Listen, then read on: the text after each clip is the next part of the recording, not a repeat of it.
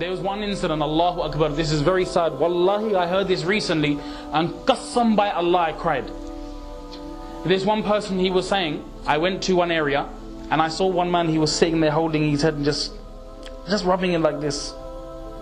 So he walked past and he couldn't identify him as being a Muslim. There was no identity of being a Muslim. So he said, Uncle, you alright? Is everything well? You got a headache or something?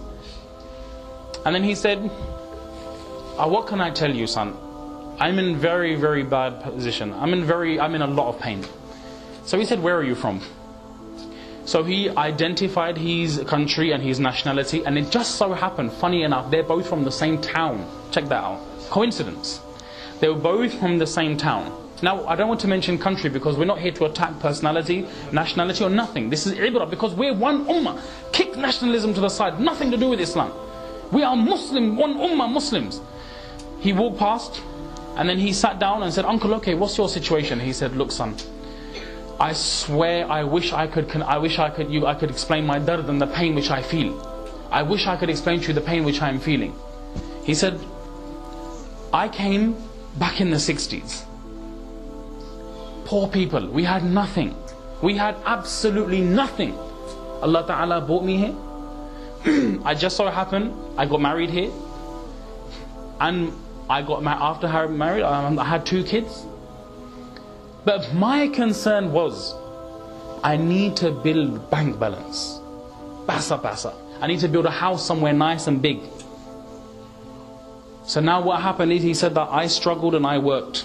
I've got 11 houses. 11 houses. Got a couple of shops. He said there's no deficiency in money. I have no concerns when it comes to money. He said, but when did I wake up and when did I realize that I've gone too far and now I need to take a U-turn and come back? When? Allahu Akbar, Allah save us all. He mentioned to this person, he said, now my condition is such, my daughters have gone mature age. Their regular activity is they go clubbing.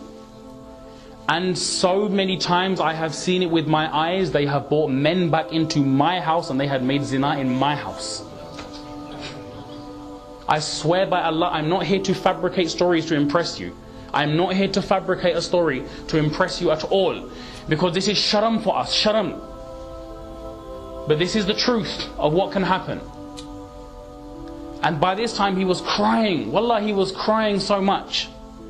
And then he said to the youngster, he said that when I said to my daughter, I said, please have some shame. You're a woman. Have some shame. Your izzat, your respect has been stolen. And they're just coming to, their taqaza is there and they're gone. What concern have they got for you? They're seeing you half naked, they're saying, we easy shikar, easy target here. Go there, finish, bye, see you later, we've got nothing to do with you. Who are you? What? And then he said, I went to my daughters, I said, please look, don't do this, for Allah's sake. She goes, old man, you shut your mouth, yeah? You shut your mouth. I do what I want to do. And the mother is taking the side of the daughters.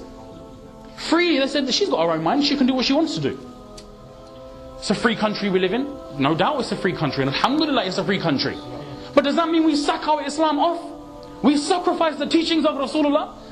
Imagine that khabar when it gets to Rasulullah, the pain he would feel. In his qabr, the tarab, Allahu Akbar. My ummati are doing this, the ummah is doing this. A beautiful young girl from my ummah, with respect, has gone out and made shame of herself. And what is the father doing all those years? He said, qasam by Allah, if I lived in a council house, I would be happy that today my daughters received their izzat.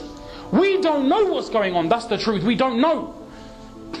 There are multitudes of examples, so many which I can tell you, and from my gunagar eyes which I have seen.